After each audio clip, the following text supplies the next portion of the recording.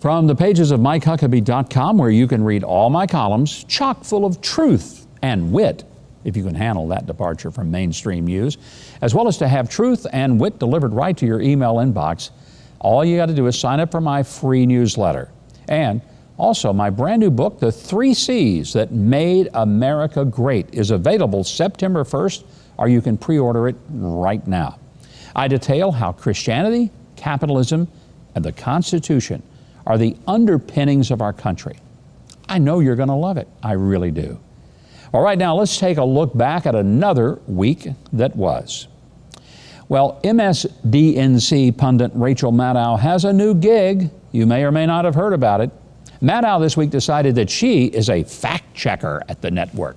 That's right, fact checker. Maddow continually cut into the Republican convention, and one of her very first claims was that Sissy Graham Lynch misled viewers by calling President Trump a champion of religious freedom.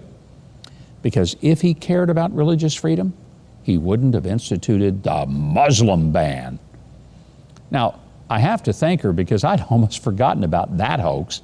That was one of the earliest examples of the media deliberately distorting what President Trump said or did, and it set the template for all of their reporting ever since. President Trump never banned Muslims. Never. He banned terrorists, and he didn't distinguish whether they were Muslim. Now remember, Rachel Maddow is the same partisan hack who for years frothed and fretted about President Trump's supposed collusion with Russia. If one were to fact-check Maddow over the last 3.5 years, well, you'd spend 3.5 years correcting her facts. And as the RNC wrapped up, two visions of America come into view. President Trump's message of hope, law and order, and a return to American greatness, pride and faith in the American dream. Contrast that with, as Donald Trump Jr. put it, the Democrats' convention, which looked like a never-ending Zoom call, and telling Americans that they live in a dystopian hellscape that's deeply unfair and unjust. But if you elect Joe Biden, maybe it will be slightly less so. President Obama once promised hope and change, and the irony is that his successor, Donald Trump, he's the one who's actually delivering hope and change. President Obama did deliver on some change, but thank goodness it wasn't permanent. Now from the Twitterverse, where you can follow me at GovMikeHuckabee, comes a cornucopia of stories, ridiculous and sublime. So let's get started. Our friends at the world's most out-of-touch news network, CNN, reported the riots in Wisconsin as mostly peaceful, as a building blazed behind their reporter on TV. Maybe they think their viewers are all blind. They would have probably reported the Hindenburg landing as mostly safe. And if you thought that the left wasn't made up of elitist, better-than-you snobs, consider this. New York Governor Cuomo has created special quarantine rules for the rich and famous coming to perform at the MTV Awards. But you, that's right, you could go to jail if you enter from a state on their quarantine list. You could even get a $10,000 fine from the good Governor Cuomo. Makes me think that if I go to New York, I want my MTV Award invitation and get out of jail card free.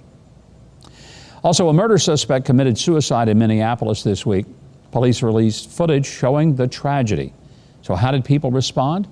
Well, they rioted and looted, of course. Not because he was shot by cops, because he committed suicide. They still rioted. Our cities continue to spin out of control. Let's hope our local politicians realize things have gone too far and they need to finally do their job. Well, we couldn't get away without a few shames and shout-outs.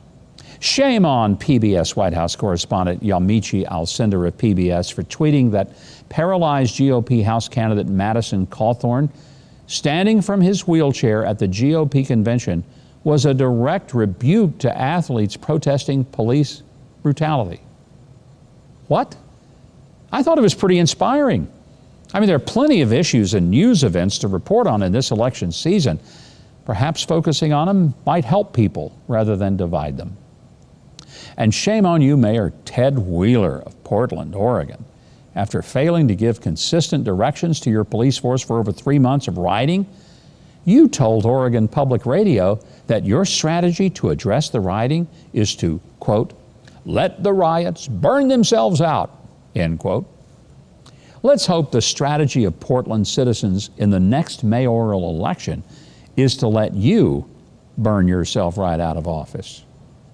Now, let's have some shout-outs. I can't believe I'm going to say this, but a shout-out to Dandy Don Lemon at CNN for calling on Joe Biden to ask for the riots to stop in cities across America. Now, even if it is because he fears Biden will lose if the riots continue, stopping them is still important to the safety of all American citizens. And a delicious shout out to 14-year-old, that's right, 14-year-old William Cabanis of Tennessee.